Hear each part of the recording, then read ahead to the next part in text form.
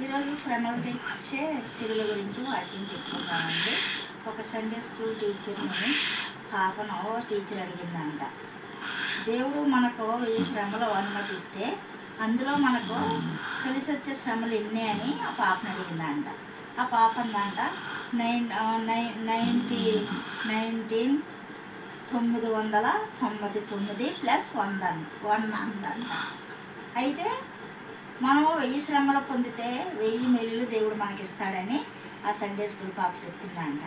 అయితే ఆ యొక్క శ్రమల ద్వారా యోబు కూడా మరి 2 మేలులు పొందుకున్నాడు. అదే రీతిగా రెండో పాయింట్గా ఘనత, శ్రమల ద్వారా ఘనత. ఎవరంటే యోషోబు శ్రమల ద్వారా ఘనత పొందాడు, ఐగుప్తు రాజ్యానికి ప్రధానమంత్రిగా అయ్యాడు. మూడవదిగా ఇశ్రాయేలు ప్రజలు ఆ యొక్క రాజు మరి యొక్క శ్రమల ద్వారా అభివృద్ధి పొందారు. ఎలాగంటే మరి పరాయి దేశంలో పరాయి ప్రజల మధ్య పరాయి రాజు పరిపాలనలో ఉన్నప్పుడు ఇశ్రాయేలు ప్రజలు అభివృద్ధి అయ్యారు. కారణం వారు పడిన శ్రమలు. తర్వాత శ్రమల ద్వారా ఓర్పు అంటే మార్కెట్లో దొరికేది కాదు, కానీ శ్రమల బడిలో నేర్చుకునేటువంటి పాఠము. అదే రీతిగా మరి శ్రమల ద్వారా విధేయత. యేసు ప్రభు కూడా శ్రమల ద్వారా విధేయత నేర్చుకున్నాడు. మరి నువ్వు శ్రమలో ఉన్నావా ప్రియ సహోదరి సహోదరుడా? నీకు విధేయత నేర్పుతాడు శ్రమల్లోనే దేవుడు. కాబట్టి మనం భయపడొద్దు, వచ్చిన శ్రమలను బట్టి ఆందోళన చెందొద్దు. కానీ యేసు ప్రభు శ్రమల్లో ఎలాగైతే విధేయత నేర్చుకున్నాడో మనము కూడా శ్రమల్లో విధేయత నేర్చుకుందాం. యోబు కూడా శ్రమల ద్వారా ఎట్లా ఘనత పొందాడో, మరి యొక్క యోబు కూడా మరి భయంకరమైన వ్యాధులు సమస్తాన్ని పోగొట్టుకుని ఉన్నప్పటికీ కూడా మరి యోబు 2 మేలు పొందుకున్నాడు, శ్రమలు సహించాడు కాబట్టి. మరి 5వదిగా శ్రమల ద్వారా సౌందర్యం. శోధనలు జయించిన వాడు ధన్యుడని యాకోబు పత్రికలో ఉంది కదా. మరి యోబు కూడా అనేక శ్రమలు పొంది మరి యొక్క సౌందర్యాన్ని, మంచి బిడ్డలను పొందుకున్నాడు. అలాగే శ్రమలో కూడా పరిపూర్ణత మనం పొందుకోవాలి.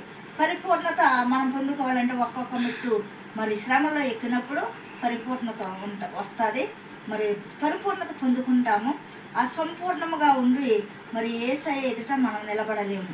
అంతేకాదు మరి యొక్క శ్రమలో భక్తులకి మరి యొక్క ఎలాంటివి అంటే భక్తుల జీవితాలకు మరి అందమైన మరి సిరులు, అంతేకాదు సిరులే కాదు పరిమళాలు వ్యాపింపజేసే మరి సిరుగాలులు. కాబట్టి శ్రమలు సహించిన వాడు ధన్యుడు.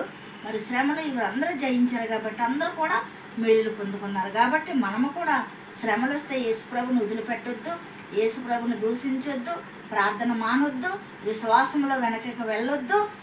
శ్రమలు వచ్చినప్పటికీ యోబులా యోషోబులా మరి ఇశ్రాయేలు ప్రజల్లాగా మరి మనము కూడా మరి ముందుకెళ్ళి శ్రమల్లో కూడా దేవుడు విధేయత నేర్చుకున్నాడు యేసయ్య.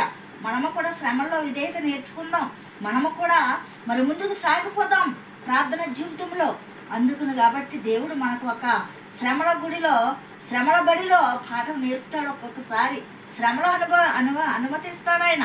ఎందుకంటే మనలను సరిచేయడానికి, మన లోకంలో ఉన్నాం కదండి, సరిచేయటానికి ఒక్కొక్కసారి శ్రమలను కూడా అనుమతించినప్పుడు ఆ శ్రమలు కూడా తట్టుకోవాలా, శోధనలు కూడా తట్టుకోవాలా.